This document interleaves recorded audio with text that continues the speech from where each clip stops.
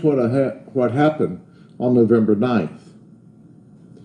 She left with her youngest son to run to the store for a few minutes.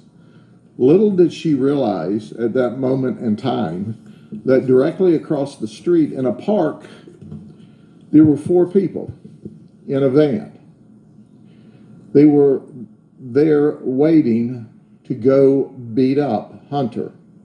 Now you say, why did all that occur? Well, here's what the rendition is as we understand at this point in the investigation. Kimberly Stone, who was 15 on that day, by the way, she turned 16 while locked up in juvenile detention. That was our birthday present to her. She got to serve it locked up. Was the ex-girlfriend to Hunter Penton.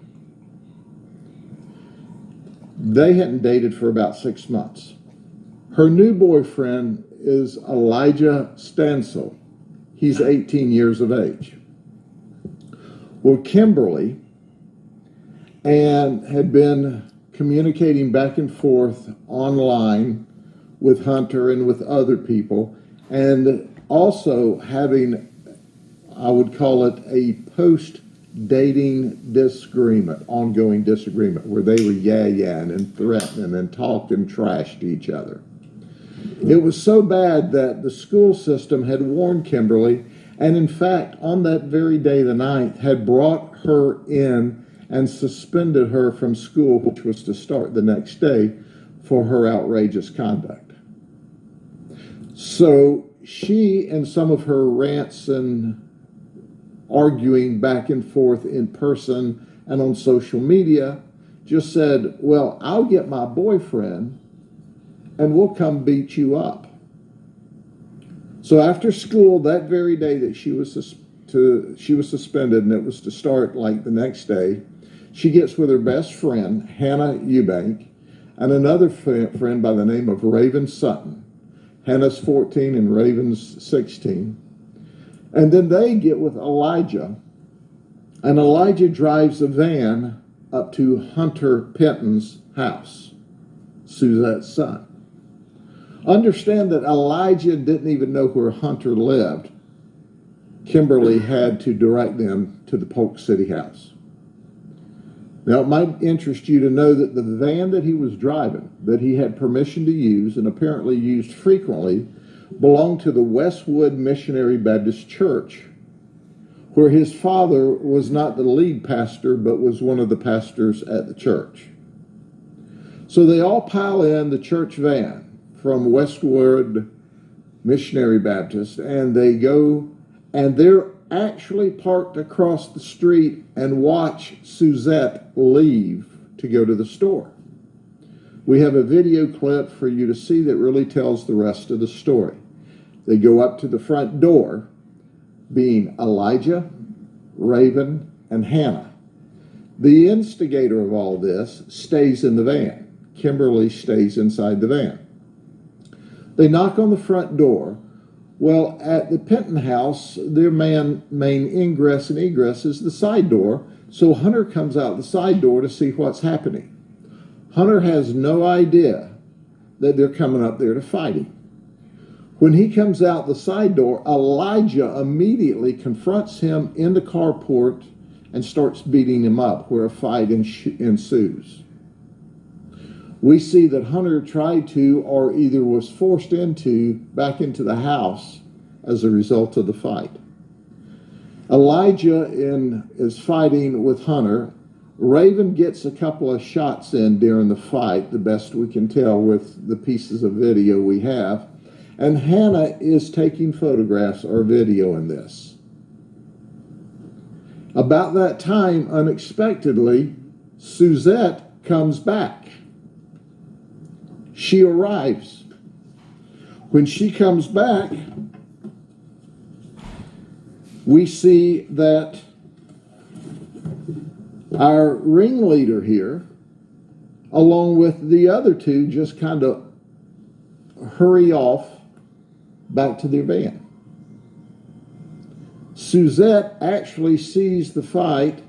She gets out and goes to the van in her car. Suzette is trying to take photographs of the getaway van. Elijah Standstill runs over her, completely over her. She has tire tracks on her body where he runs totally over her. As we speak today, Detective Fulcher from our homicide team is on his way to the South County Jail where he's still locked up to charge him with murder. Interestingly enough, the 3 juveniles have been waived over by the state attorney's office from juvenile court to adult court. They're still locked up in juvenile detention, but are now facing adult charges of attempted murder that were originally filed, and as well as there was a burglary to an occupied residence and a battery. All of those are serious felonies. They now have a bond. So under the juvenile system, they would have had to have been released at 21 days, or they would have had to negotiate a program. Our team has been working hand in glove with the state attorney's office. The state attorney, Brian Haas, and I have talked, and we're all exceptionally upset for a lot of reasons.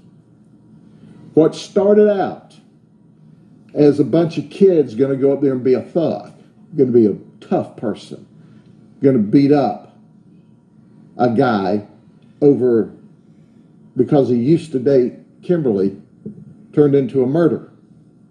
A murder. He controlled and could have stopped the murder, but he's the one, he's the driver that in the church van ran over and killed this beautiful lady who is so well thought of in the city librarian. This was witnessed by a lot of people. One of them worked for county utilities. He did what the people of Polk County are expected to do. He followed the suspect vehicle, the van, south on Berkeley Road and called 911 and continued to follow the van and give updates until the Auburndale Police Department and the Sheriff's Office could intercept the vehicle as it was traveling southbound into Auburndale. I need to point out that these folks went to Auburndale High School, and one of them actually went to another school, an academy. But Kimberly went to Auburndale High School, Hannah went to Auburndale High School, and I believe Raven went to Stepping Stone Academy. What's interesting about this, with the exception of Hannah Eubanks, which has a really bad attitude, she was arrested once in October or charged criminally in the juvenile system for giving false identification to the law enforcement. But other than that, none of them have any criminal history. Zero. So they went from being rowdy, out of control juveniles on this day to Elijah's charged with murder. And certainly we've got attempted murder charges still in place, as well as burglary to an occupied residence and battery, which are F1s. It should have never happened. It's one more example for us to tell our children, when you misbehave, it can get out of hand.